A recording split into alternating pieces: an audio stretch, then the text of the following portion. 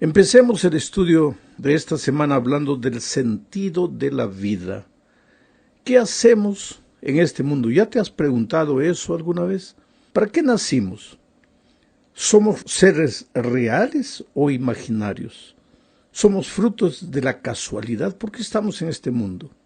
Bueno, solo hay dos posibilidades, dos puntos de vista válidos, porque la verdad es que nadie puede negar la realidad de nuestra existencia, aunque los filósofos se deleiten en jugar con palabras. Tú estás allí, escuchándome.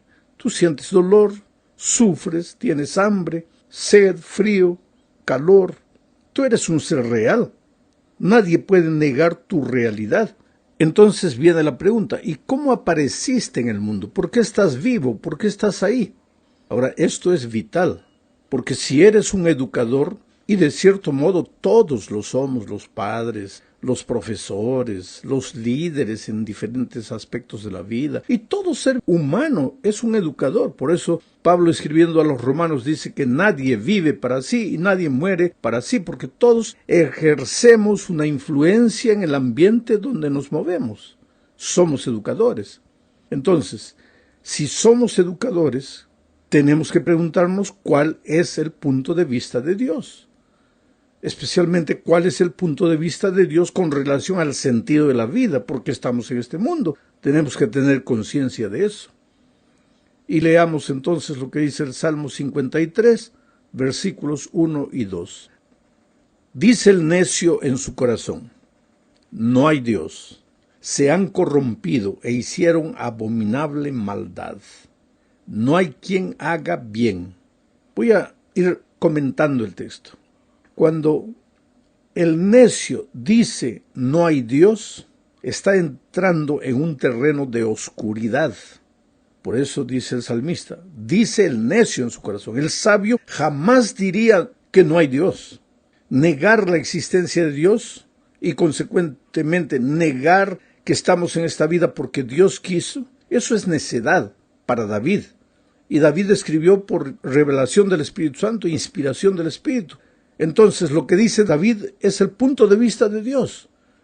Y Dios dice que cuando alguien niega la existencia de Dios, se vuelve un necio. ¿Y cuál es la consecuencia de esa necedad? Corromperse. Se han corrompido. Hicieron abominable maldad. No hay quien haga el bien. Dios desde los cielos miró sobre los hijos de los hombres. Esta es la otra verdad. Tú puedes vivir como quieras, tú puedes hacer lo que quieras, tú puedes decir que no existes, Dios no existe, tú puedes filosofar, racionalizar, argumentar, lo que tú quieras, pero Dios desde los cielos mira lo que estás haciendo en esta tierra. Dice, Dios desde los cielos miró sobre los hijos de los hombres, para ver si había algún entendido que buscara a Dios. Mira, mientras el necio niega a Dios, el entendido busca a Dios, el sabio, el sensato busca a Dios. Otro texto de la Biblia, Proverbios 15:3, dice, los ojos de Jehová están en todo lugar mirando a los malos y a los buenos. Quiere decir que en este mundo, para Dios, no hay varios grupos de personas, solamente dos grupos, malos y buenos. No hay más o menos buenos, más o menos malos. Solo dos, malos y buenos. Y en la Biblia eso encontramos muchas veces ese concepto. Cuando Cristo vuelva a esta tierra encontrará ovejas y cabritos. No encontrará ovejas, cabritos, jirafas, elefantes, no, solo dos grupos. Los que edifican en la roca y los que edifican en la arena. Los que temen a Dios y los que lo rechazan. Solo dos grupos. Ahora, los que lo niegan son necios. Los que lo aceptan son sabios, son entendidos. El elemento central, entonces, de la educación cristiana es aceptar la realidad de Dios, enseñar la realidad de Dios. Y no solo la realidad de Dios, sino la clase de Dios que Él es, un Dios personal, un Dios que nos ama, un Dios que se relaciona con nosotros. Es un Dios de milagros, porque al estudiar toda la Biblia tú vas a encontrar eso, que es un Dios de milagros, que muchas veces cuando Él desea, porque Él estableció las leyes, Él las respeta, pero muchas veces cuando Él desea puede inclusive romper las leyes de la naturaleza, como en el caso de la concepción virginal de Jesucristo. Ahora, el educador cristiano debe entender este primer concepto. Dios es una realidad, es un Dios personal, un Dios que ama a los seres humanos, un Dios que se relaciona a los seres humanos, un Dios de milagros. Esta enseñanza de la cosmovisión es especialmente aplicable a nuestros días porque el mundo intelectual en nuestros días en su mayoría enseña abiertamente, sin medias tintas, la cosmovisión atea y naturalista y afirma, equivocadamente claro, que la ciencia lo apoya. Y tú sabes que hay en muchos países inclusive que ya no se quiere que se enseñe creacionismo, solo evolucionismo. Esto es interesante, voy a comentar de esto un poco más adelante. Vamos ahora a la segunda parte de este comentario. Aquí comentaremos un poco la pregunta de Leibniz. ¿Quién fue este hombre? Fue un pensador, un filósofo alemán del tiempo del racionalismo. Él se hizo una pregunta interesantísima. ¿Por qué, dijo él, por qué hay algo en lugar de nada? Linda filosofía, ¿no? Juego de palabras. Los filósofos tienen la cualidad de usar las palabras, mezclar conceptos para finalmente llegar a la duda y confundir al ser humano. Pero hay pensadores, hay que respetarlos, hay que analizarlos. Entonces él hace una pregunta, pero una pregunta sincera, nacida de tanto estudio, de tanta manera, de tanto raciocinio. Y él dice, ¿por qué hay algo en lugar de nada? Ahora vamos a ver cómo la Biblia responde a esta pregunta. O sea, ¿qué es lo que Dios dice a través de su palabra? Primero, la pregunta, ¿por qué hay algo en lugar de nada? Génesis 1:1 dice, porque en el principio creó Dios los cielos y la tierra. Por eso hay algo en lugar de nada. Otro texto más, Juan 1:1-4, dice, en el principio era el Verbo, era Dios, y el Verbo era con Dios, y el Verbo era Dios. Este era en el principio con Dios. Está hablando de Jesucristo. Todas las cosas por Él fueron hechas. Sin Él nada de lo que ha sido hecho fue hecho. En Él, en Cristo, el Dios, el Verbo, estaba la vida. Y la vida era la luz de los hombres. Esto es lo que la Biblia responde. Esto es lo que la Biblia dice como respuesta a la pregunta de Leibniz. Porque él se pregunta, ¿por qué hay algo en lugar de nada? Pues porque hay un Dios creador. Porque cuando no había nada, por la palabra de Dios fueron creados los cielos y la tierra. Por eso existe. Ahora, si tú no crees en Dios, responde la pregunta. ¿Por qué hay algo en lugar de nada? Ya no sabes qué responder. Ahí tienes que jugar con las palabras. Entras para aquí, entras para allá, y ahí llegas a conceptos que solo tú entiendes. Pero la vida es simple. ¿Para qué complicarla? ¿Por qué hay algo en lugar de nada? Porque hay un Dios creador. Entonces, ¿por qué existo en este mundo? Porque hay un Dios creador que permitió que yo viniese al mundo. Usó las leyes de la naturaleza, usó las leyes de la genética. Estoy aquí en el mundo. Tengo tendencias, tengo rasgos que mi raza me dejó como herencia, mis padres. Estoy aquí en el mundo con un sentido, porque aquí viene el asunto. Si Dios no existe, entonces todo es fruto de la casualidad, del acaso. Un día hubo una explosión cósmica, partículas salieron para todos los lados, una de esas partículas se transformó en la tierra, había barro, agua, todo mezclado, de repente apareció misteriosamente la vida en medio de ese lamazal, esa vida fue desarrollándose, se transformó en un renacuajo, y con el tiempo, millones de años, se transformó en un sapo, ese sapo un día se subió a un árbol y millones de años se volvió en un mono, y ese mono con millones y millones de años se transformó en un ser humano. Bueno, esa es una teoría interesante, interesantísima, porque yo por más que pienso no consigo entenderla. Ahora, existe otra posibilidad. ¿Por qué la vida existe? ¿Por qué yo existo? Porque hay un Dios de amor que me crió, que me trajo al mundo con un sentido, con un propósito. Ahora, yo personalmente prefiero ser fruto del amor de un Dios maravilloso que ser fruto de la casualidad. Yo soy descendiente de Adán y Eva. que descendiente de una forma invisible de vida. Quiere decir, hay que aceptar las cosas simples de la vida como Dios presenta esas verdades en su palabra. ¿Y qué dice el libro de Éxodo? El libro de Éxodo presenta la santa ley de Dios. Y en el corazón de la ley de Dios está el cuarto mandamiento, que habla no solo del sábado, sino habla del poder creador de Dios. Porque el sábado fue establecido justamente en celebración de la creación, en celebración de la maravillosa obra de Dios. ¿Y qué dice Apocalipsis? En Apocalipsis 14, 6 al 12, encontramos al ángel volando por el cielo para predicar el último mensaje al mundo, y ese mensaje tiene que ver con la creación. Vamos a ver eso un poco más adelante. Bueno, vamos ahora a la tercera parte. Aquí veremos un poco más la expresión cosmovisión bíblica. ¿Sabes? El deber del educador cristiano es entender lo que la Biblia dice al respecto de cualquier asunto.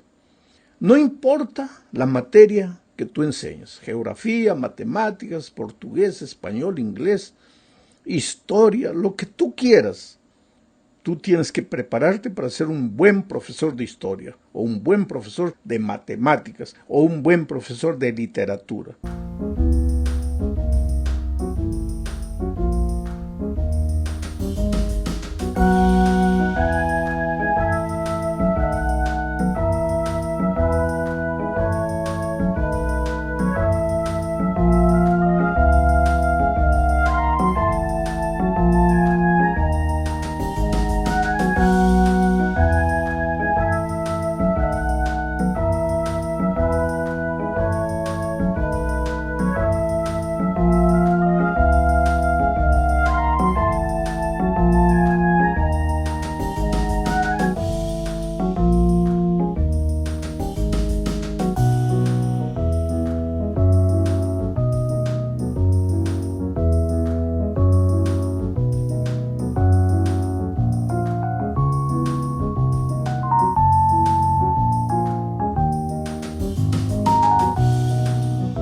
Tienes que ser, como educador cristiano, el mejor profesor en tu materia. Tienes que esforzarte y estudiar para eso.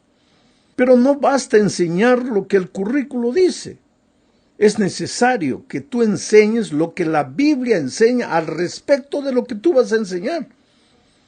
Porque la realidad es que en muchos países, como ya dije, no se coloca delante de los alumnos opciones, sino que se coloca el concepto que los ideólogos de la educación de ese país desean que se presente a los alumnos.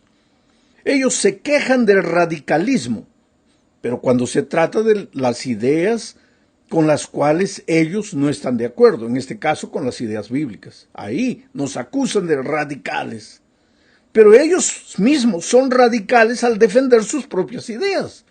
Ahora, ¿por qué un país, por qué los ideólogos de educación de un país tienen que decir, vamos a enseñar esto a los alumnos? No, pues coloca por lo menos dos caminos, dos opciones. Defiende, expone delante de los alumnos las dos opciones y deja que el alumno escoja. ¿Pero por qué? Cuando se quiere defender principios y valores bíblicos, ahí vienen los ideólogos. No, eso es radicalismo. ¿Y no es radicalismo lo que tú quieres imponer, contrario a las enseñanzas bíblicas? Pues aquí viene la sabiduría del educador. Y solo es sabio el que busca a Dios, el que entiende a Dios, el que acepta las cosas simples de Dios. Enseña, tú como educador, todo lo que tengas que enseñar. Pero busca en la palabra de Dios qué es lo que Dios piensa al respecto de lo que tú vas a enseñar. Ahora, ¿por qué todo esto sucede? Es que hay una lucha invisible entre lo que la Biblia dice y lo que dicen los hombres. Todo eso tiene una cortina de fondo. Y Pablo, escribiendo a los Efesios capítulo 6, versículo 12, explica, dice, porque no tenemos lucha contra sangre y carne, sino contra principados, contra potestades, contra los gobernadores de las tinieblas de este siglo, contra huestes espirituales de maldad en las regiones celestes. ¿De qué está hablando Pablo aquí? Hay un conflicto de los siglos Desde que Lucifer se levantó en el cielo contra Dios, la humanidad, allá en la tierra, cuando el mal se trasladó a esta tierra, ha seguido, así como la tercera parte de los ángeles, ha seguido al rebelde Lucifer. Y lo que quiere Lucifer es sacar de la existencia humana el concepto de Dios. Que el ser humano adore cualquier cosa menos a Dios. Que el ser humano piense en cualquier cosa menos en Dios. Y últimamente se vale de la educación formal en las escuelas, en los colegios,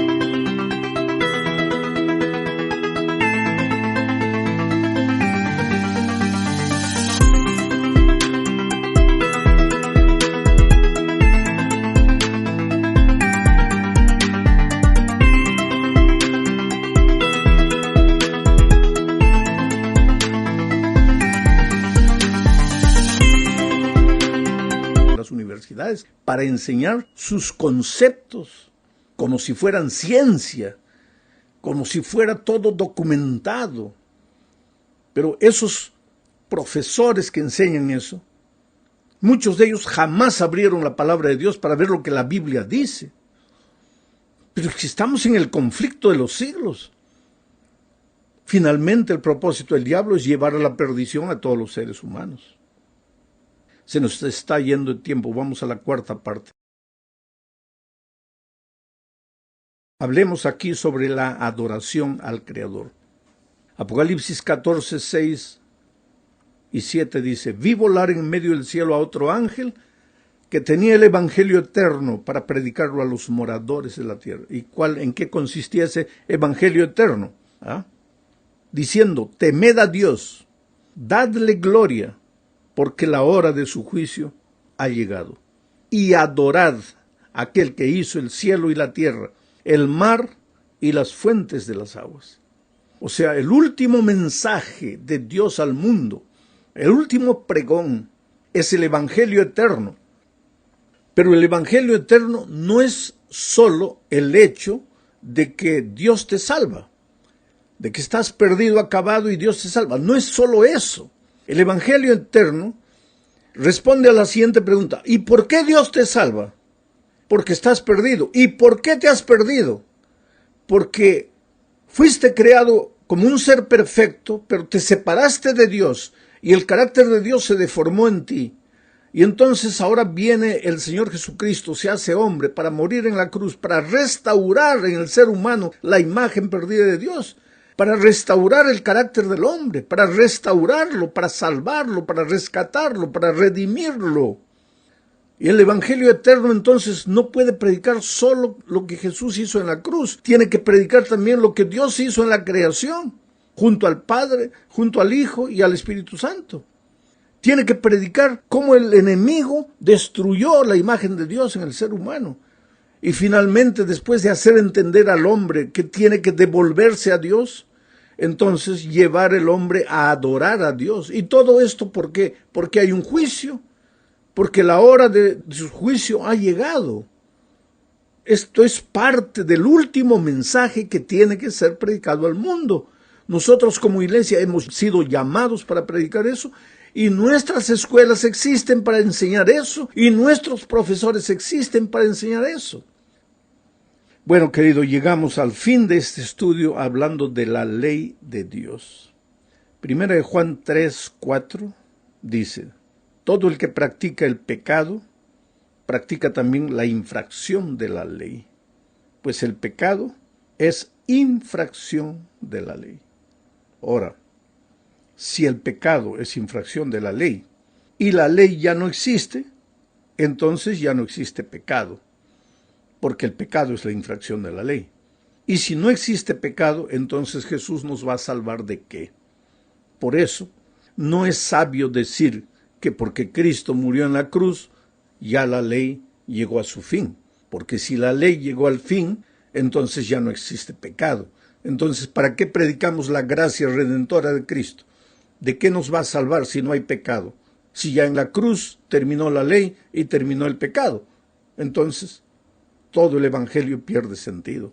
Por lo tanto, la ley debe ser enseñada, los principios, los valores de la ley deben ser enseñados. ¿De qué manera? Como un cerco protector de la vida del alumno, como un conducto de amor, un camino de amor que Dios establece para el ser humano. A mí me gusta, oye, yo soy un apasionado de la manera como Dios establece las cosas, porque Él no es radical, por mucho que hay gente que acusa, no, que la Biblia es radical, que Dios es radical. No, Dios dice, mira aquí los caminos que coloco delante de ti. A los cielos y a la tierra llamo por testigos, para que vean que hoy día estoy colocando delante de ti la vida y la muerte, la bendición y la maldición. Lo que la cosmovisión divina, lo que la Biblia enseña al respecto de la vida, y lo que los ideólogos, los seres humanos sin Dios enseñan. Yo te coloco las dos cosas delante de ti. Te aconsejo que escojas la vida, pero tú eres